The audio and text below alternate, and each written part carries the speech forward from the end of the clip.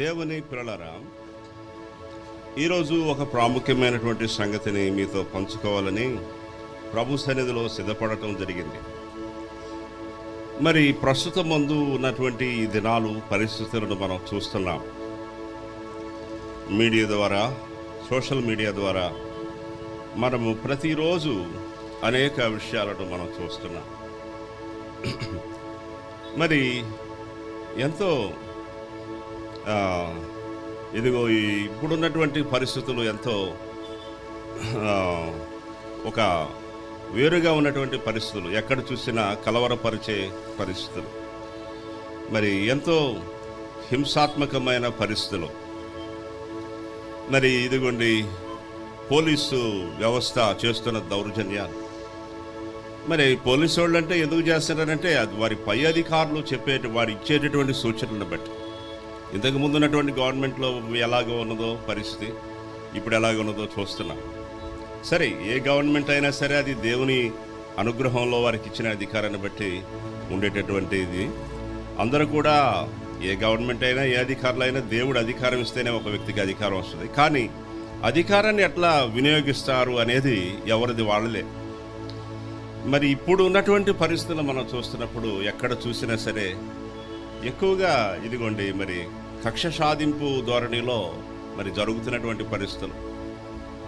ఇదిగో ఈ గవర్నమెంట్ వచ్చిన తర్వాత ఎంతమందిని జైలుకి తీసుకుని వెళ్ళటం, ఎంతమంది దగ్గరికి పోలీసులు వెళ్ళి ఏ విధంగా చేస్తున్నారో, ఏం చేస్తున్నారో, ఒక రూల్స్ లేకపోతే ఒక విధానం అనేటటువంటిది ఏది కూడా లేకుండా మరి అదిగా అంతే వన్ సైడెడ్గా అంతా చేసుకుంటూ వెళ్ళిపోతున్నారు. హింస అనేటటువంటిది చూస్తున్నాం. హింస ఇంతకుముందు కూడా హింస ఉండొచ్చు. కానీ చూడండి, ఇంతకుముందు ప్రజలను కాస్త రోడ్ల మీద తిరిగినిచ్చారు. ఇప్పుడు ప్రజలను రోడ్ల మీద కూడా తిరగనివ్వట్లేదు. మోటార్ సైకిల్ మీద వెళ్ళే వాళ్ళని పట్టుకుంటే ఎంత ఫైన్ వేస్తారు, ఎంత ఫైన్ వేయడానికైనా, ఏం చేయడానికైనా సరే తెగించేశారంతే. చూడండి, మద్యం ఏరులై పారుతుంది. అదేదో భోజనం చేసే హోటల్లాగా మద్య దుకాణాలను అలంకరించి మాడిఫై చేసి ఎక్కువ మద్యాన్ని దాంట్లోకి పెట్టి విస్తారంగా మద్యాన్ని ప్రజలకు అమ్మకం చేస్తూ ఉన్నటువంటి అధికారాన్ని మనం చూస్తున్నాం. చాలా చాలా భయానీకమైన, ఎప్పుడు ఎవరికి ఏం సంభవిస్తుంది, ఎవరికి ఏమైనా జరగవచ్చు. మనం కంప్లైంట్ చేయడానికి లేదు, కంప్లైంట్ చేసిన తీసుకునేది ఉండదు, ఏముండదు అనేది ఆ ప్రవీణ్ పగడాల ఆ దైవజనుడు చనిపోయినప్పుడే మనం చూసాం. కనుక దేవుని పిల్లలారా, చాలా చాలా ఒక గొప్ప సంక్షోభముతో కూడినటువంటి దినాలలో మనం ఉన్నాం. ఈ అధికారాలు ఏమైపోతారు, ఎప్పుడు ఏం జరుగుద్ది తెలియనటువంటి పరిస్థితులు. దేవునికి స్తోత్రం, హల్లెలూయా. ఎందుకంటే దేవుని వాక్యంలో అధికమైన దుర్మార్గపు పనులు చేయబాకు, నీ కాలానికంటే నువ్వు ముందు ఎట్లా వెళ్ళిపోతావు అని కూడా చెప్పాడు దేవుడు. కనుక ఒక వ్యక్తిని దేవుడు ఎప్పుడు పెళ్ళగిస్తాడో తెలియదు. వారి పాపాలు పూర్తయినప్పుడు దేవుడు పెళ్ళగిస్తాడు. అయితే ఆ పరిస్థితి మనిషి రాకుండానే చూసుకోవాలి. దేవునికి స్తోత్రం. కనీసం దేవుడు అనే భయము, లేకపోతే మనం చేసింది మనకు వస్తుందరా, మనం మనుషులం కదరా అనేటటువంటి ఒక ఆలోచన, కాస్త వెనక తగ్గిన అనుభవం మనిషికి ఉండటం అనేది అవసరం. అయితే అటువంటి పరిస్థితులు ఏమి లేకుండా దారుణమైన హత్యలు, దారుణమైన హింస. మరి నేను మాది ఇదిగోండి జీవితంలో ఎప్పుడు చూడాల, రోడ్డు మీద వెళ్ళేటటువంటి ఏదో బళ్ళ మీద కొంతమంది వెళ్తారు. మన ఏరియాలో బళ్ళ మీద వెళ్ళేవాళ్ళు మనుషులు ఎంతమంది ఉంటారండి? ఎక్కువ ఉంటారా? ఎవరో అడపదడప వెళ్తారు. వాళ్ళను కూడా ఆపి కేసులు రాయటం అనేది నేను ఎప్పుడు చూడాల నా లైఫ్లో. ఈ సంవత్సరం ఇదిగో ఈ ట్రిప్లో నేను చూస్తున్నాను. మనుషులని, ఆడపిల్లల్ని ఆపి ఏదో వచ్చి రాని డ్రైవింగ్తో వాళ్ళ అవసరతను బట్టి వెళ్తుంటే వదిలేయాలి. ఎవరు వాళ్ళు? దొంగల కాదు కదా. రోడ్ల మీద తిరిగేటటువంటి బళ్ళ మీద తిరిగే ప్రజలు దొంగలు అన్నట్లుగా ట్రీట్ చేస్తూ ఉన్నారు. చాలా చాలా ఎక్కువ యాక్షన్ చేసేస్తుంది పోలీస్ డిపార్ట్మెంట్. వాళ్ళకి ప్రమాదమే, అధికారులకు కూడా ప్రమాదమే. ఎందుకంటే దేవునికి స్తోత్రం, దేవుడు అన్నిటినీ చూస్తున్నాడు, అన్నిటినీ ఎరిగినటువంటి వాడు. ఆయనకి హింస నచ్చదు. దేవునికి స్తోత్రం. దేవునికి నచ్చనిది ఏమిటంటే హింసించటం, టార్చర్ చేయటం, ఇదిగోండి మరి అణగదొరకటం, ఎదుటి వ్యక్తిని అణగదొరకటం అనేటటువంటిది దేవునికి నచ్చదు. మరి చరిత్రలో మనం చూసినప్పుడు ఇంతకంటే నిరంకుశులైనటువంటి అధికారులు ఇలాగే చేశారు. వాళ్ళు చరిత్ర భ్రష్టులైపోయి భ్రష్టులుగా మిగిలిపోయారు. దేవుని పిల్లలారా చూడండి, మరి నేను చెప్పాలనుకున్నటువంటిది ఇదే. ఇటువంటి పరిస్థితుల్లో దేవుని పిల్లలు ఎలా ఉండాలి? ఇటువంటి రోజులు, ఇటువంటి పరిస్థితుల్లో ఉన్నటువంటి కాలం, మరి మనుషులు ఈ విధంగా ఉన్నారు. అంటే అందరూ మన పక్షంగానే మాట్లాడరు. చాలామంది వారి పక్షంగా కూడా, ఆ విధానం పక్షంగా మాట్లాడేవాళ్ళు కూడా ఉంటారు కూడా. హింస జరుగుతూనే ఉంది. ఇటువంటి పరిస్థితుల్లో దేవుని పిల్లల యొక్క మరి వాళ్ళ మనస్సు అనేది ఎలా ఉండాలి, లేకపోతే దేవుని పిల్లలు ఎలా జీవించాలి, ఎలా వారిని వారు కట్టుకోవాలి, దేవుని పిల్లలు ఎలాంటి పరిస్థితుల్లో ఎలాంటి రీతిలో ముందుకు వెళ్ళాలి అని అంటే చూడండి, మన హృదయాలను సమాధానముతో కాపాడుకోవాలి. దేవునికి స్తోత్రం. ఏముండాలి చెప్పండి? మనకి మన అంతరంగాలను సమాధానముతో కాపాడుకోవాలి. దేవుడు నా హృదయంలోనికి తీసుకొచ్చినటువంటి తలంపు ఇదే. దేవుని పిల్లల హృదయాంతరంగాలు ఎలాంటివి? రక్షింపబడిన దేవుని పిల్లలు, ప్రభువుని విశ్వాసముంచి ఆయన దగ్గరకు వచ్చినటువంటి దేవుని పిల్లల యొక్క హృదయాలు, వారి మనస్సులు, వారు ఈ భూమి మీద బ్రతికే జీవితకాలం అంతా కూడా వారు బ్రతకాల్సిన బ్రతుకు ఎలాంటిదంటే సమాధానకరమైనది. దేవునికి స్తోత్రం. హల్లెలూయా. సమాధానం. ప్రియ సహోదరుడా, సహోదరి, నీవు సమాధానముతో నీవు ఉంచుకోవాలి. సమాధానంతో నీవు ఉంచుకోవాలి. సమాధానముతో నువ్వు ఉన్న స్థలంలో నువ్వు ఉండాలి. సమాధానముతో అన్ని విషయాల్లో నువ్వు మసులుకోవాలి. నీ సమాధానాన్ని నీవే కనుగొనాలి. నీకు సంబంధించిన సమాధానాన్ని నీవే స్థాపన చేసుకోవాలి జీవితంలో. ఇదిగో నీ గృహం అంతటినీ కూడా సమాధానంతో నీవే నింపుకోవాలి. దేవునికి సమాధానం అంటే ఏంటి చెప్పండి? సమాధానం అంటే ఏంటి? పీస్, నెమ్మది. నెమ్మదియుతమైనటువంటి, శాంతియుతమైనటువంటి, అంటే ప్రశాంతంగా, నెమ్మదిగా, నువ్వు నెమ్మదిగా ఉండాలి నువ్వు ఉన్న స్థలంలో. మన దినములన్నీ కూడా ఈ భూమి మీద నెమ్మదితో లేక సమాధానంతో జీవించే వారముగా ఉండాలి. చూడండి, మన చుట్టూ ఉన్న పరిస్థితులు ఎలాంటివైనా కావచ్చు, మన కుటుంబీకులు ఎలాంటి వాళ్ళైనా కావచ్చు, లేకపోతే నీకు ఉన్నటువంటి పరిస్థితులు ఎలాంటివైనా సరే కావచ్చు, విరోధమైనవి కావచ్చు కొన్నిసార్లు. కానీ దేవుని పిల్లలమైనటువంటి మనం ఎవరికి వారమే. నా సమాధానం నాదే. నా గృహంలో 4-5 ఉంటే ఎవరి సమాధానం వారిదే. ప్రతి దేవుని బిడ్డ సమాధానంతో జీవించాలి. దేవుని దైవ జనాంగం లేక బైబిల్ యొక్క ప్రజలు పరిశుద్ధ గ్రంథం బైబిల్ వాక్యాన్ని చదువుతూ ఆ వాక్యాన్ని హత్తుకున్నటువంటి ప్రజల యొక్క జీవనం ఈ భూమి మీద సమాధానంతో కూడినటువంటిది. చూడండి, ఈరోజు నీకు సమాధానం ఉందా? నీ ఉన్న స్థలంలో నువ్వు ఎంతవరకు సమాధానం, ప్రతి వ్యక్తి నీవు ఎంతవరకు సమాధానంగా ఉన్నావు? నీవు ఎంతవరకు నీ ఇంటి వారిని సమాధానంగా ఉంచుతున్నావు? ఎన్ని గృహంలో ఉన్న వారంతా సమాధానంగా ఉన్నారు? సమాధానం అనే ఒక వాతావరణాన్ని, ఇదిగో ఎన్ని వారి గృహాల్లో అందరూ ఆ సమాధానాన్ని గుర్తించి సమాధానాన్ని స్థాపించేవారిగా ఉన్నారు. ఎన్ని కుటుంబాలు ఉన్నాయి అట్లా? ఎవరికి వారమే మనం ఆలోచన చేసుకోవాల్సిన అత్యంత ప్రాముఖ్యమైన విషయం. ఎందుకంటే దేవుని పిల్లలారా, మనుషుని యొక్క జీవితం చాలా చిన్నది. మనము ఈ కాలాన్ని ఆపలేం. గడిచిపోతున్న గంటల సమయాన్ని, తిరుగుతున్న గడియారంలో ముళ్ళను మనం ఆపగలమా చెప్పండి?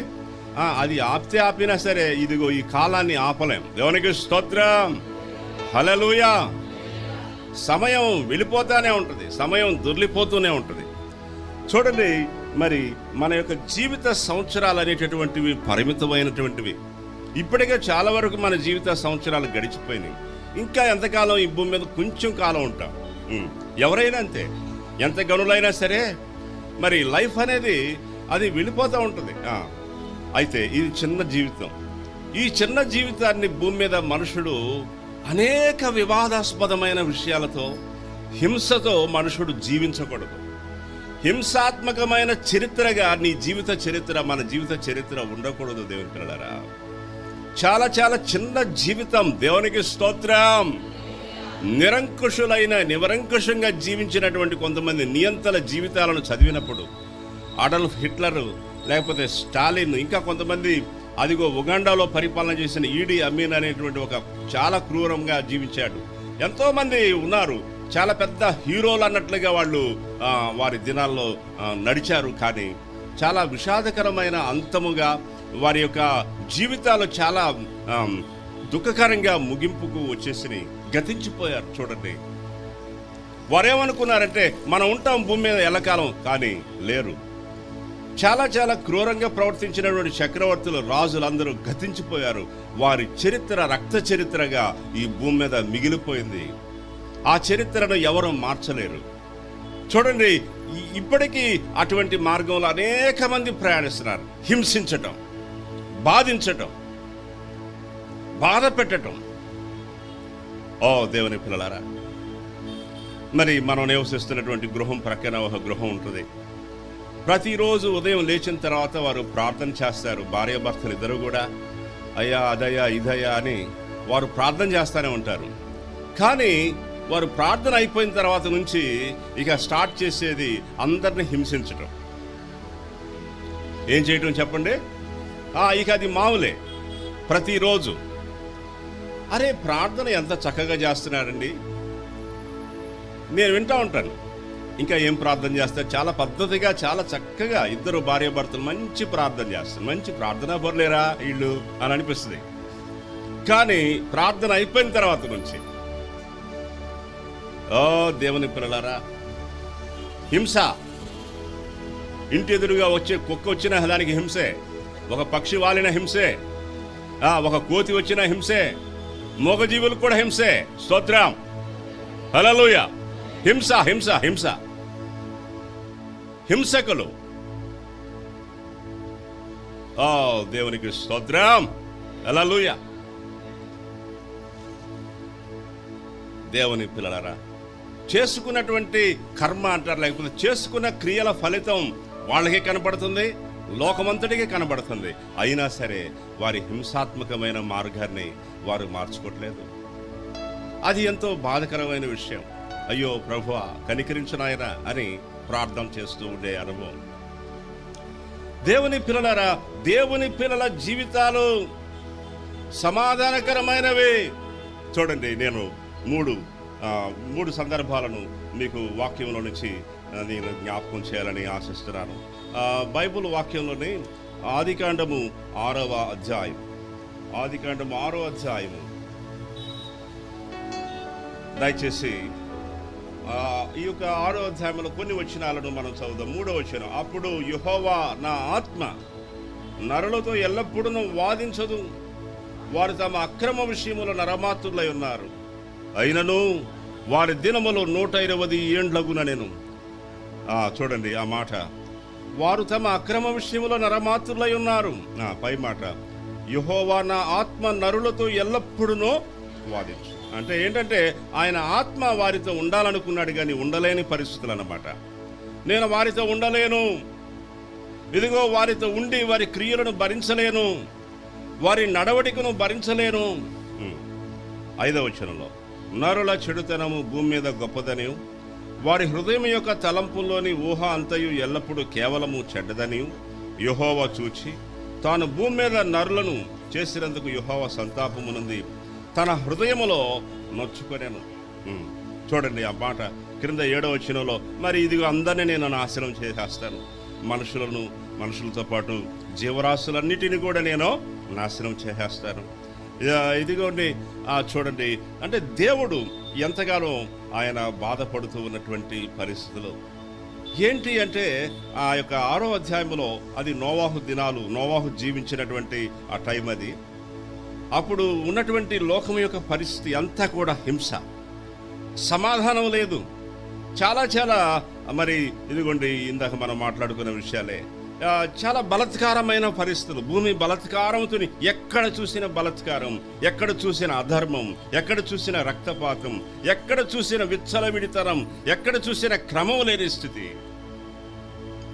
దేవుని పరిశుద్ధాత్ముడు వారితో ఉండలేకపోయాడు, తనను తాను వేరుపరుచుకున్నాడు. అయితే మరి చూడండి, అక్కడే ఉన్నటువంటి ఒక వ్యక్తి 8వ వచనం, అయితే నోవాహు యెహోవా దృష్టి యందు కృప పొందిన వాడాయను. నోవాహు వంశావళి ఇదే. నోవాహు నీతిపరుడును, తన తరం వారిలో నిందారహితుడై ఉండెను. నోవాహు దేవునితో కూడా నడిచిన వాడు. స్తోత్రం, ఆమేన్, హల్లెలూయా.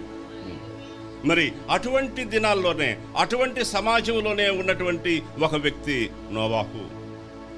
ఆ కాలాన్ని గురించి, ఆ కాలపు అనుభవాలను గురించి దేవుడు చెప్తూ, ఇదిగో ఆ మనుషుల విషయంలో ఆయన ఫీలింగ్, ఆయన ఏమయ్యాడు, ఆయనకి ఏమనిపించింది, ఆయన భావాలన్నింటినీ కూడా చెప్తూ, ఆయన బాధంతటిని కూడా చెప్తూ అక్కడ ఒక వ్యక్తిని, అదే కాలంలో జీవించిన వ్యక్తిని జ్ఞాపకం చేస్తున్నాడు. మరి ఆ కాలంలో నోవాహు ఒక్కడే మరి దేవుని ద్వారా కృప పొందినవాడు. ఆ జనాంగం అంతట్లో ఒక వ్యక్తి ఉన్నాడు, అతని పేరు నోవా. అతడు దేవుని వలన కృప పొందినవాడు. అందరిని విడిచి దేవుడు పక్కకు వచ్చేసాడు, కానీ నోవాతో ఉన్నాడు. నోవాను చూసినప్పుడు నోవా దగ్గరికి వచ్చాడంట దేవుడు. నోవా మీదకి దేవుని కృప వచ్చిందంట. నోవా దగ్గర దేవుడు కోరుతున్నటువంటి నెమ్మది అనేటటువంటిది ఉందంట. ఎలాంటి జీవితం నోవాది అంటే, అదిగో అక్కడ మనం చూస్తున్నాం. నోవాహు నీతిపరుడు, తన తరం వారిలో నిందారహితుడిగా జీవించాడు. అంటే నిందించడానికి, లేకపోతే ఒక మాట అనడానికి ఎవరికి అవకాశం ఇవ్వకుండా జీవించాడు. దేవునితో కూడా నడిచినవాడు. ఆ మాట చాలా గొప్ప మాట.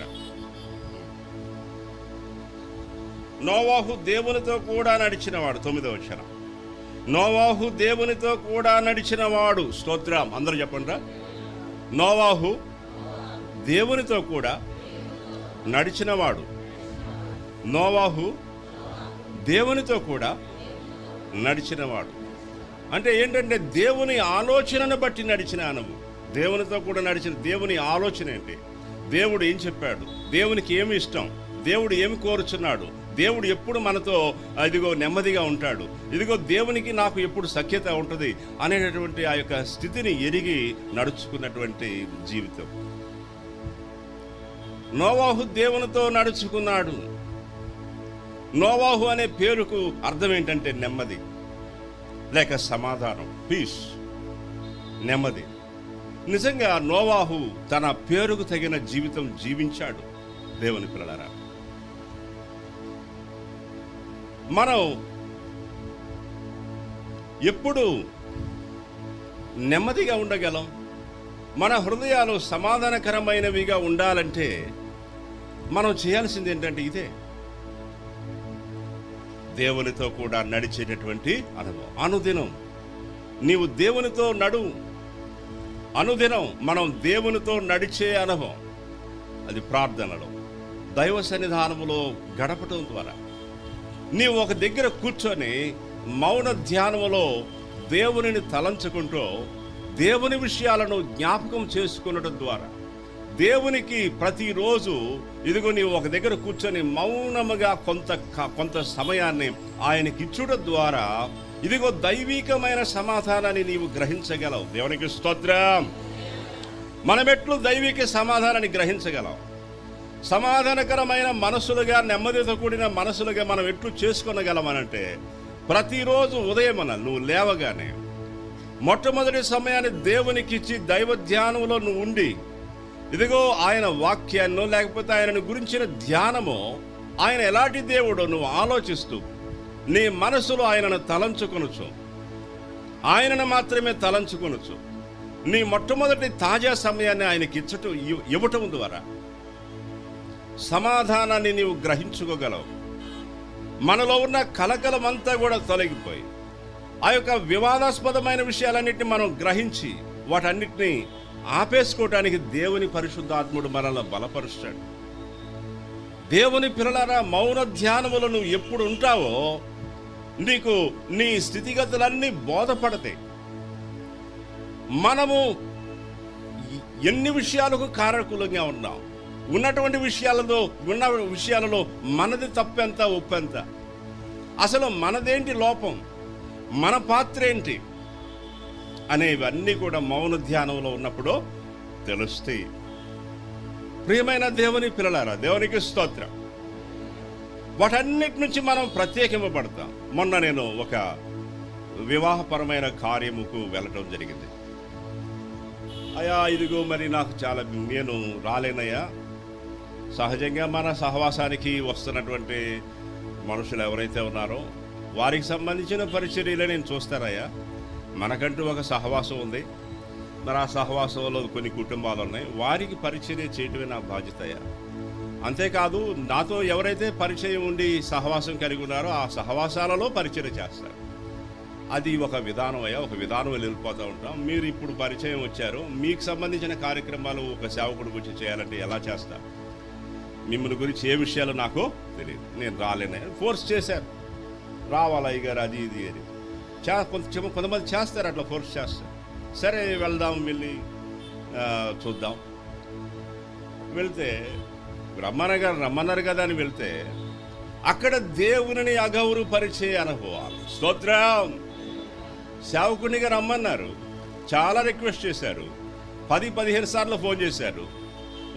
ఇదిగో వస్తున్నాను. వెళ్ళగానే ఏంటి అని అంటే, ఇదిగో పలానా చోట అయ్యగారు అందరిని పరిచయం చేశారు, కూర్చోండి అయ్యగారు అన్నారు. ఇక అక్కడి నుంచి కార్యక్రమం బిగిన్ అయిన తర్వాత దేవునిని అవమానించే పరిస్థితులు, దేవుడంటే లెక్కలేని స్థితి, దేవుడంటే భయం లేని స్థితి, శాపగ్రస్తమైన జీవితాలు, చనిపోయిన శవం మీద ఉన్నటువంటి వస్త్రాన్ని తీసుకొని పట్టు వస్త్రంగా ధరించే శాపగ్రస్తమైన జీవితాలు. ఎలాంటి జీవితాలు? నికృష్టమైన జీవితాలు. ఏమనుకోవద్దు దేవుని పిల్లలారా, అటువంటి శాపగ్రస్తమైన జీవితాలు ఎలా మార్చబడతాయి? దేవుని గౌరవిస్తే మారుతుంది జీవితం. నేను ఆ వేదిక మీద నుంచి దిగిపోయి నా బైబిల్ సంచి సర్దుకొని బయటకు వచ్చేసి స్తోత్రం హల్లెలూయా అయ్యా నాకు వేరే పనులు ఉన్నాయి, నేను వెళ్ళాలి అని వచ్చేసాను. ఆయా కాదయ్య గారు, అది మీ బ్లెస్సింగ్స్ ఇవ్వాలండి, లాస్ట్లో ఉండాలండి అంటే ఏంటి ఆ మాట ఎలా వినపడుతుంది అంటే, అయ్యా ఇంకా కాసేపు ఉండయా, ఇంకా కొంచెం మేము అవమానించాల్సింది ఉంది, మిగిలిపోయింది, దాన్ని కూడా తీసుకుని వెళ్ళదు కానీ అన్నట్టుగా ఉంది నాకు వాళ్ళు చెప్పే మాటలు. మీతో నాకేంట్రా పని, నా పనులు నాకున్నాయి. దేవుడంటే గౌరవం లేనప్పుడు, దేవుడంటే గౌరవం లేనివాడితో నాకెందుకురా? దేవునిని అవమానిస్తూ ఇదిగో మీరిచ్చే బహుమానాలు తీసుకోవడానికి నేను వచ్చింది, అందుకొరకైన వ్యక్తిని కాదు నేను అని చెప్పి, అయ్యా మీ కార్యక్రమం మీరు చేసుకోండి, నాకు పనులున్నాయి అని నన్ను నేను వేరుపరుచుకున్నాను. దేవునికి స్తోత్రం. ఎప్పుడు నన్ను నేను వేరుపరుచుకుని యువతలకు వచ్చిన నా సమాధానం నాకు వచ్చింది. నేనున్న స్థలంలోనికి నేను వెళ్ళిపోయాను. నేనున్న స్థలంలోనికి నేను వెళ్ళి కూర్చున్నప్పుడు మళ్ళీ నా పీస్, నా సమాధానం. ఇదిగో నా దేవునిని నేను నొప్పించుకుంటే నాకు క్షేమం ఎలా ఉంటుంది? ఉండదు. దేవుని పిల్లలారా, దేవునితో నడిచే అనుభవం, దేవునితో నడిచే అనుభవం. ఇదిగో మన హృదయాలు సమాధానకరమైనవిగా చేయబడటానికి మూలం అదొకటి. అది ఒక ప్రాముఖ్యమైన విషయం. దేవునితో నడు, దేవునితో నడు. దేవుని పరిశుద్ధాత్మ యొక్క మెల్లని స్వరము వినటానికి ప్రయత్నం చేయి. ప్రియ సోదరుడ సోదరి, పీస్, సమాధానం. నీవు జీవించిన జీవిత దినాలన్నీ నెమ్మది. మనం ఏం తిన్నాం, ఏం ధరించాం, ఎక్కడికి వెళ్ళాం, ఎక్కడ తిరిగాం, ఇది కాదు. నీవు ఉన్న చోట ఎంత నెమ్మదితో నువ్వు ఉన్నావు, అది చాలా ప్రాముఖ్యం. నీవు ఎంత నెమ్మదితో ఉన్నావు. పీస్, సమాధానం దేవుని పిల్లలారా.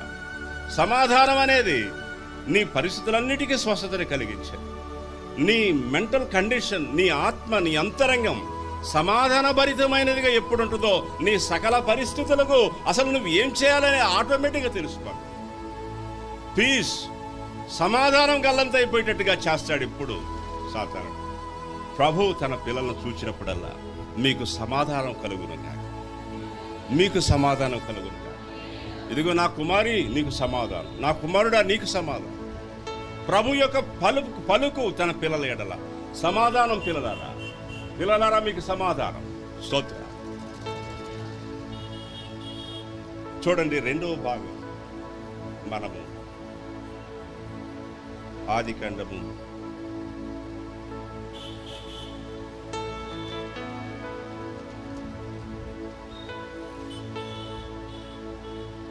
35వ అధ్యాయం.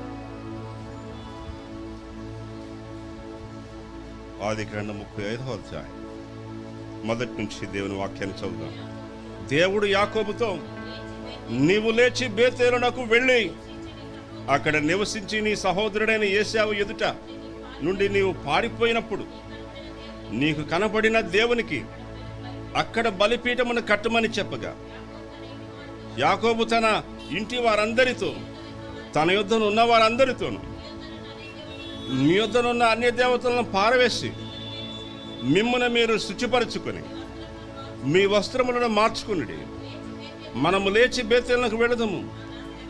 నా శ్రమ దినమున నాకు ఉత్తరమిచ్చి నేను వెళ్ళిన మార్గమున నాకు తోడైందనే దేవునికి బలిపీఠము అక్కడ కట్టెదనని చెప్పాను. వారు తమ యుద్ధనున్న అన్య దేవతలన్నిటినీ తమ చెవులనున్న పోగులను యాకోబునకు అప్పగింపగా, యాకోబు షెకెము దగ్గరున్న మస్తకి వృక్షము క్రింద వాటిని దాచిపెట్టాను. వారు ప్రయాణమైపోయినప్పుడు దేవుని భయము వారి చుట్టూనున్న పట్టణముల మీద. స్తోత్రం. ఇది చాలా చాలా యాకోబు జీవితంలో అత్యంత మరొక ప్రాముఖ్యమైన మలుపు. మరి దేవుడు యాకోబుతో చెప్పాడు, ఇదిగో అక్కడ పెద్దనారం అనే ప్రాంతము, మేనమామ ఇంటికి వెళ్ళాడు. అక్కడ బాధలు పడ్డాడు 20 సంవత్సరాలు. చాలా అన్యాయాన్ని ఎదుర్కొన్నాడు. మరి ఆయన అలసిపోయాడు, సొలసిపోయాడు. ఎంత కష్టపడినా సరే కష్టానికి ప్రతిఫలం అనేటటువంటి దానిని అక్కడ ఉండనివ్వట్లేదు. ఎందుకంటే వారు బలవంతులు. ఇతను ఒక్కడైపోయాడు. ఇతను తరపు పోరాడేవాళ్ళు, మాట్లాడేవాళ్ళు ఎవరు కూడా లేరు. అందుచేత లాబాను ఇంటి వారు బలవంతులు. అతని కుమారులు యాకోబుని ఏమాత్రం గెలవనివ్వలేదు. మరి వారు అన్నదే శాసనం, వారు చేయాలనుకున్నదే వారు చేశారు. చాలా వేదన చెందాడు యాకోబు. ఓ నా దేవా, నాకు జరుగుతున్న అన్యాయాన్ని చూడు నాయన. ఓ నా దేవా, నా కష్టాన్ని చూడు నాయన. ఓ నా దేవా, చూస్తున్నావా నేను ఎదుర్కొనే పరిస్థితి. ఓ నా దేవా, నేనేం చేయాలి ఇటువంటి పరిస్థితుల్లో? అప్పుడు దేవుడు మాట్లాడాడు, యాకోబు, నువ్వు ఎక్కడ ప్రమాణం చేశావో, ఎక్కడ రాయిని నిలిపి నూనె పోసి ఒక ప్రార్థన చేశావో ఆ బేతేలు దేవుడిని, నువ్వు లేచి బేతేలకు వెళ్ళు అన్నాడు. అదే చెప్పాడు, నువ్వు వెళ్ళు యాకోబు అన్నాడు. దేవుడు ఎప్పుడైతే ఆ మాట చెప్పాడు, తన భార్య పిల్లలందరినీ పిలిచాడు, చెప్పాడు, దేవుడు నాతో మాట్లాడాడు, అమ్మాయి ఇక్కడ మనం ఉండకూడదు, మనకు ఏదైతే ఉందో దాన్ని తీసుకుని మనం వెళ్ళిపోదాం అని బయలుదేరాడు.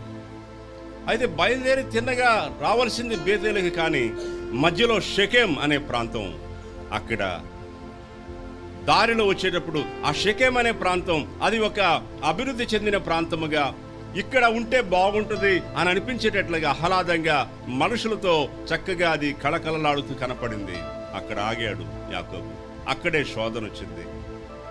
తన కుమార్తె, తన పిల్లలు అక్కడ దెబ్బతిన్నారు. షెకెం అనే ప్రదేశం దేవుడు చెప్పిన ప్రదేశం కాదు. దేవుడు చెప్పిన ప్రదేశం బేతేలు. అయితే బేతేలుకు రాకముందే షెకెం అనే అనుభవం ఎదుర్కొన్నాడు. అక్కడ ఆగిపోయాడు. అక్కడ దెబ్బతిన్న తర్వాత యాకోబు చాలా తీవ్రముగా, ఇంతకుముందు ఎన్నడూ ఎదుర్కొని భయంకరమైన శోధనలు ఆ షెకెం అనే ప్రాంతంలో ఎదుర్కొన్నప్పుడు యాకోబు అదిరిపోయాడు, బెదిరిపోయాడు. దేవుని తట్టు మరలా చూచాడు. మరలా దేవుడు అదే మాట చెప్పాడు, నీవు లేచి బేతేలకు వెళ్ళాయా. అప్పుడు అసలు ఏంట్రా నాకు నా జీవితంలో ఈ ఫెయిల్యూర్స్ ఏంటి, నాకేంటి కష్టాలు, ఇదిగో ఏంటి నేను ఇట్లా అయిపోతున్నాను అని అతడు తీవ్రంగా ఆలోచించుకున్నాడేమో. ఆ టైంలో ఆయనకు కనపడ్డాయి మరి తీసివేసుకోవాల్సిన విషయాలు. తన పిల్లలతో చెప్పాడు, అంతకుముందు ఎప్పుడు చెప్పలేదట. ఒరే బాబు, మీ యొద్ద ఉన్న అన్య దేవతల విగ్రహాలన్నింటినీ కూడా తీసివేసి, మరి మీ చెవులకు ఉన్నటువంటి ఆ యొక్క విగ్రహ రూపాలన్నీ కూడా తీసివేసి, ఆ విగ్రహ రూపాలు ఏవైతే ఉన్నావో వాటిని రిమూవ్ చేసి, మీ దగ్గర ఏ విధమైన అన్య విగ్రహాన్ని, అన్య సంబంధమైన రూపాలను ఉండనే వద్దు, వాటన్నిటినీ తీసేసాడు. మీ వస్త్రాలను మీరు స్నానం చేసి మిమ్మల్ని మీరు శుద్ధి చేసుకొని మీ వస్త్రాలను మార్చుకోండి. మనం ఇలా ఉండకూడదు. మనం మనకు తెలియకోకుండానే చాప కింద నీరులాగా అన్య సంబంధమైనవి మనలోనికి వచ్చేసేసినాయి, మనల్ని ఆక్రమించినాయి. అవే ఇదిగో మనం ఇట్లా అయిపోవటానికి కారణం. బాబు, అయ్యా, ఇదిగో మిమ్మల్ని మీరు పరిశుద్ధపరచుకోండి, ఇదిగో రిమూవ్ చేయాల్సిన అన్నిటిని మీరు తొలగించండి అనని యాకోబు పిల్లలకు చెప్పినప్పుడు వాళ్ళు ఆలోచనలు పడి, తండ్రి మాటకు వారు ఆలోచన చూపి, ఇదిగో కలిగిన పరిస్థితి ఆపదను దృష్టిలో పెట్టుకొని తండ్రి చెప్పినట్లుగా చేస్తే మనకు మేలు కలుగుద్ది. నిజమే, ఇవి మన దగ్గర ఉండకూడదు. మనం ప్రత్యేకమైన జనం, వాగ్దానం జనం, దేవుని ప్రజలం, దేవుని చేత ఏర్పరచుకొనబడిన ఆయన జనాంగమైనటువంటి మనం ఈ అన్య సంబంధమైన వాటిని కలిగి ఉన్నటువంటి ఇవి మన దగ్గర ఎంత మాత్రం ఉండకూడదని ఆ విగ్రహ సంబంధమైనవన్నీ కూడా మరి వారు వేరుపరుచుకున్నారు, వాటి నుంచి వేరైపోయారు. అక్కడి నుంచి యాకోబు బేతేలకు వెళ్ళాడు. చూడండి, అక్కడి నుంచి ఆయన జీవితంలో ఉన్న బాధలన్నీ తొలగిపోయాయి. స్తోత్రం, హల్లెలూయా. బేతేలుకు వెళ్ళిన తర్వాత యాకోబుకి ఇక బాధలు కలగలేదు.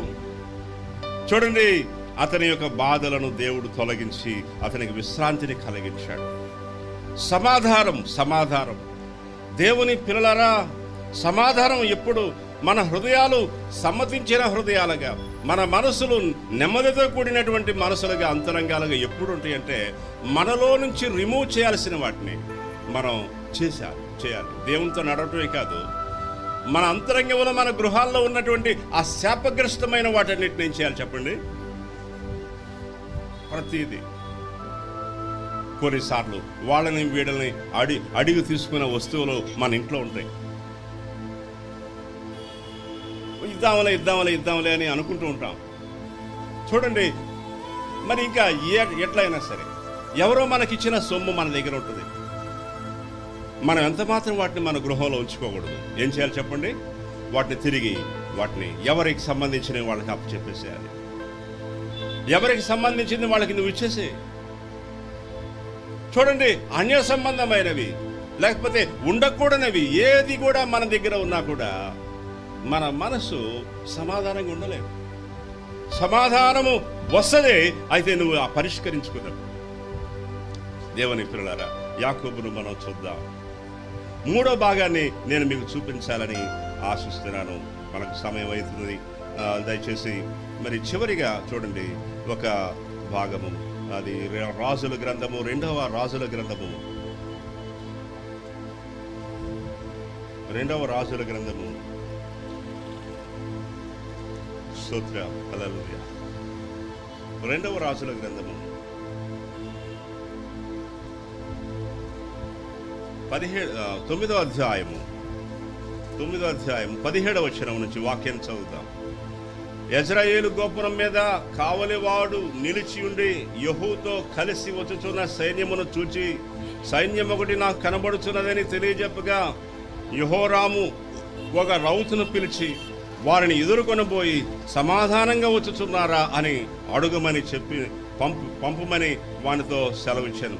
కాబట్టి ఒకడు గుర్రం ఎక్కిపోయి అతనిని ఎదుర్కొని సమాధానముగా వచ్చుచున్నారా అని అడుగమని రాజు నన్ను పంపేవననగా, యెహూ సమాధానముతో నీకేమి పని, నీవు నా వెనుకకు తిరిగి రమ్మని వారితో చెప్పగా, ఆ కావలివాడు పంపబడిన వాడు వారిని కలుసుకునేను కానీ తిరిగి రాక నిలిచినని సమాచారము తెలిపింది. రాజు రెండవ రౌతును పంపగా వారి యొద్దకు వచ్చి సమాధానముగా వచ్చుచున్నారా అని అడుగమని రాజు నన్ను పంపిననగా, యెహూ సమాధానంతో నీకేం పని, నా వెనుకకు తిరిగి రమ్మని వానితో చెప్పాను. అప్పుడు కావలివాడు వీడును వారిని కలుసుకొని తిరిగి రాక నిలిచిన, మరియు అతడు వెర్రి తోలుచున్నాడు గనుక అది నింషి కుమారుడైన యెహూ తోలడం వలనే యున్నదనెను. రథము సిద్ధము చేయమని యెహోరాము సెలవేయగా వారు అతని రథము సిద్ధము చేసిరి. అప్పుడు ఇశ్రాయేలు రాజైన యెహోరాము యూదా రాజైన అహజ్యాను తమ తమ రథములనెక్కి యెహూను కలగబోయి ఇశ్రాయేలీయుడైన నాబోతు భూభాగమందు అతనిని ఎదుర్కొనిరి. అంతటా యెహోను చూచి యెహూ సమాధానమాని అడుగగా, యెహూ నీ తల్లి అయిన యెజెబెలు జారత్వములను చిల్లంగితనములను ఇంత అపరిమితముగా ఉండగా సమాధానం ఎక్కడి నుండి వచ్చుననేను. యెహోరాము రథము తిప్పి అహజ్యా ద్రోహం జరుగుతున్నదని అహజ్యాతో చెప్పి పారిపోయారు. అప్పుడు యెహూ తన బలము కొద్దీ విల్లు ఎక్కుపెట్టి యెహోరామును భుజముల మీద కొట్టగా బాణం అతని గుండె గుండా దూసిపోయాను గనక అతడు తన రథమందే యొరిగెను. దేవుని పిల్లలారా, ఇక్కడ మనం చూస్తున్నాం యెహూ అనే ఒక వ్యక్తి మరి దేవుని చేత అభిషేకించబడిన వాడే. ఆ యొక్క దేవుని ఆదేశం, దేవుని ప్రవక్త ఆదేశం మేరకు మరి అతడు రథము తోలుకుంటూ వస్తున్నాడు. ఎక్కడికంటే అప్పటికే ఆ యొక్క రాజ్యములో, ఇశ్రాయేలు రాజ్యములో మరి ఆ యొక్క అధికారిగా ఉన్నటువంటి యెహోరాము అతను పరిపాలన చేస్తున్నాడు. అతను ఉండగానే ఈ యెహూ అనే వ్యక్తి రాజుగా అభిషేకించబడ్డాడు. ప్రవక్త అతన్ని అభిషేకించాడు. దేవుడు ఆదేశించాడు యెహూను అభిషేకించని. యెహోరాము అనేవాడు ఇక మీదట రాజు కాదు, యెహూ రాజు, యెహూను చేయి. ఇక ఎప్పుడైతే దేవుని ఆత్మ అతని మీదకి వస్తాడు, యెహూ రథం సిద్ధం చేసుకున్నాడు. తన వెంట కొంతమంది సైనికులు బయలుదేరారు. చాలా ఇస్సురుగా రథమును నడుపుకుంటూ వస్తున్నాడు. దూరం నుంచే యెహోరాము తాలూకా మనుషులు చూచారు, ఎవరో సైన్యం వస్తుంది, మీరు ముందుగా వెళ్ళి వారు మన దగ్గరికి ఇంకా దగ్గరికి రాకముందే సమాధానంగా వస్తున్నారా అని వారిని అడగండి అని రాజు ఎప్పుడు పంపే విధంగానే పంపారు. ఒక వ్యక్తిని పంపితే ఆ వ్యక్తి, అయ్యా మీరు సమాధానమేనా, మీరు సమాధానంగా వస్తున్నారా, మీకు సమాధానం ఉందా మాతో, లేకపోతే వివాదానికి వస్తున్నారా? వాడు కనుక్కొని వెంటనే అక్కడి నుంచి వచ్చి వీళ్ళకి విషయం చెప్పాలి. అయితే యెహూ అన్నాడు అతన్ని, సమాధానంతో నీకేం పని రా నా వెనకాలకి. అదేంటి దూరం వీళ్ళు చూస్తున్నారు, వాడు రాడేంటి, ఎప్పటికీ వాడు రావట్లేదు, వాడు వాళ్ళతో కలిసిపోయాడు, అరే ఇంకోటి పంపండి. వెళ్ళాడు, ఇంకోటి వెళ్ళాడు, సేమ్ అదే వర్తమానం. వాడితో కూడా ఏమన్నాడు యెహూ, చెప్పండి, సమాధానంతో నీకేం రా, సమాధానం గురించి ఏం మాట్లాడుతున్నారు నువ్వు, సమాధానంతో నీకేం సంబంధం రా నా ఆయనకి రా. వాడు వెళ్ళిపోయాడు. వెళ్ళకపోతే ఏమవుతుంది, ఎక్కడ చచ్చిపోతాడు. స్తోత్రం. యెహూతో ఆ యొక్క పనివారు కలవకపోతే చచ్చిపోతారు. అమ్మో, నేను చావటం కంటే బ్రతకడమే మంచిది.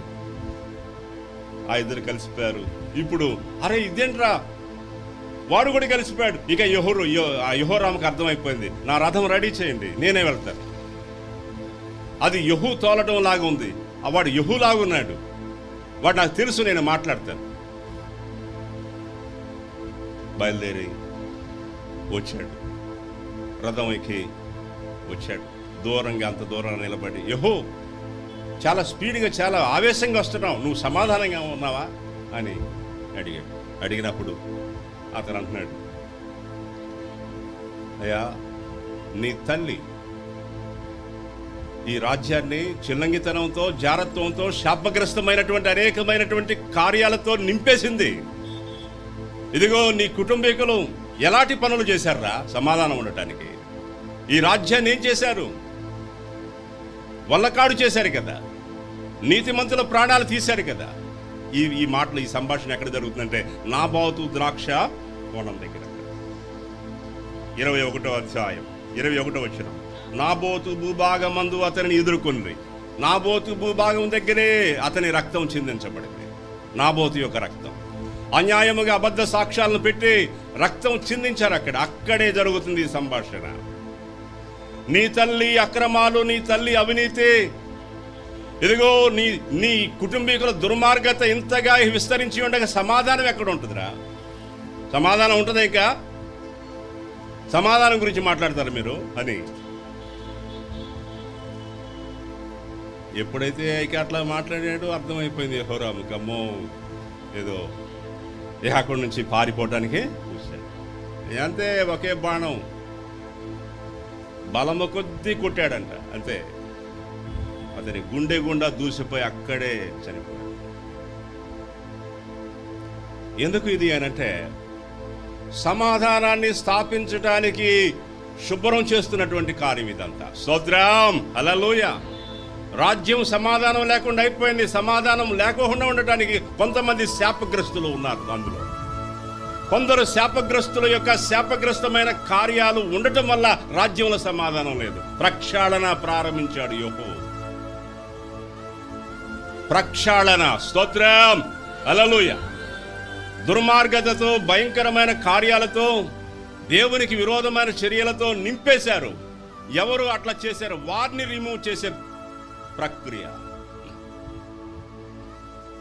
దేవుడు చెప్పాడు, వారిని రిమూవ్ చేసుకుంటూ వెళ్ళిపో. అప్పుడే మళ్ళీ ఇజ్రాయెల్ దేశానికి, ప్రజలకు సమాధానం కలుగుతుంది. వారిని నువ్వు తొలగించకపోతే వారు ఇంకా అసమాధానాన్ని సృష్టిస్తూనే ఉంటారు. ఈ ప్రజలకు సమాధానం యెహోవా వారందరిని కడిగేసుకుంటూ వెళ్ళిపో, వారందరిని తుడిచేసుకుంటూ వెళ్ళిపో, నిన్ను అభిషేకించి అందుకొరకే. చూడండి మరొక వచనం కింద 9వ అధ్యాయం 30వ వచనం. యెహోవా యెజ్రెయేలు ఊరికి వచ్చిన సంగతి యెజెబెలునకు వినబడింది గనుక ఆమె తన ముఖమునకు రంగు పూసుకొని శిరోభూషణములు ధరించుకొని కిటికీలో నుండి కనిపెట్టి చూస్తుండగా యెహోవా గుమ్మం ద్వారా ప్రవేశించెను. ఆమె అతనిని చూచి, నీ యజమానుని చంపిన వాడా, జిమ్రీ వంటి వాడా, నీవు సమాధానముగా వచ్చుచున్నావా అని అడుగగా అతడు తల ఎత్తి కిటికీ తట్టు చూచి, నా పక్షముందున్న వారెవరని అడుగగా 2-3 పరిచారకులు పైనుండి తొంగి చూచిరి. దీనిని క్రింద పడద్రోయుడని అతడు చెప్పగా వారు దానిని క్రిందకి పడద్రోసినందున దాని రక్తము కొంత గోడ మీదను గుర్రముల మీదను చిందెను, మరియు గుర్రముల చేత అతడు దానిని త్రొక్కించెను. అతడు లోపల ప్రవేశించి అన్నపానములు చేసిన తర్వాత, ఆ శాపగ్రస్తురాలు రాజకుమార్తె గనక మీరు వెళ్ళి దాన్ని కనుగొని పాతిపెట్టుడని ఆజ్ఞేయగా, దానిని పాతి పెట్టబోయేరైతే దాని కపాలమును పాదములను అరచేతులు తప్ప మరి ఏమియో కనపడలేదు. మరి ఇదిగోండి ఆ కుక్కల పాలైపోయింది, ఆ భయంకరమైన కుక్కల పాలైపోయింది యెజెబెలు. మరి యెహోవా ఆ రథము తోలుకుంటూ తిన్నగా ఎక్కడికి వచ్చాడంటే, ఇదిగో అసలు పాపకరమైన స్థితి దగ్గరకు వచ్చాడు. అదిగో ఆ యెజెబెలు చూసింది, ఒరే భయంకరుడా, నీ యజమానుని చంపినవాడా, నీ రాజును చంపినవాడా, క్రూరుడా, ఇలాంటి మాటలతో మాట్లాడుతూ సమాధానంగా వస్తున్నావా అన్నది. ఎలాగా అయిందంట చెప్పండి? ముఖానికి రంగు పూసుకొని శిరోభూషణములు ధరించి. ఏంటి ఆ మాటలు?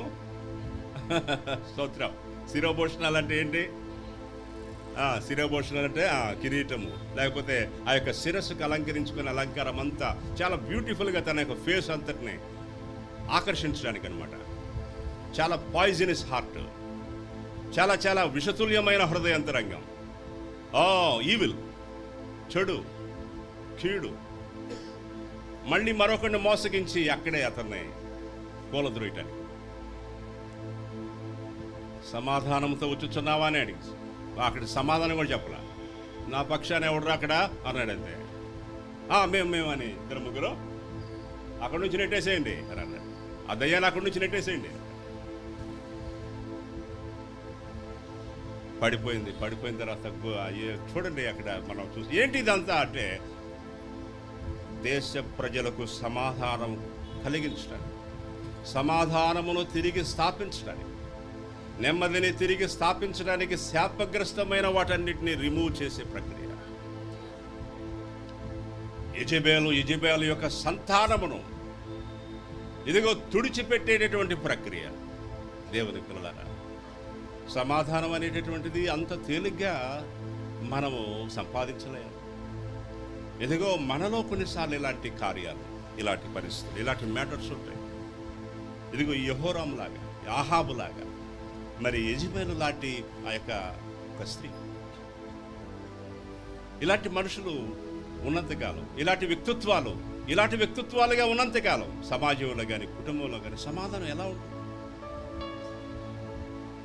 అందుచేత చూడండి, అలాంటి వారిని ప్రక్షాళన చేయాలి, అలాంటి వారిని రిమూవ్ చేయాలి.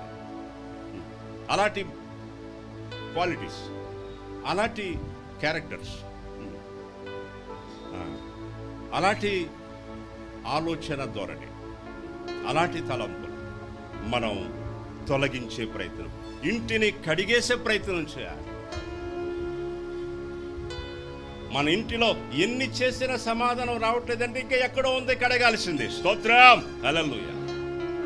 నువ్వు ఎన్ని చేసినా పీస్ అనేది నీ గృహంలో ఉండట్లేదంటే, ఇంకా నువ్వు చూడలేదంటే సంథింగ్ ఇంకా అక్కడ ఏదో ఉంది.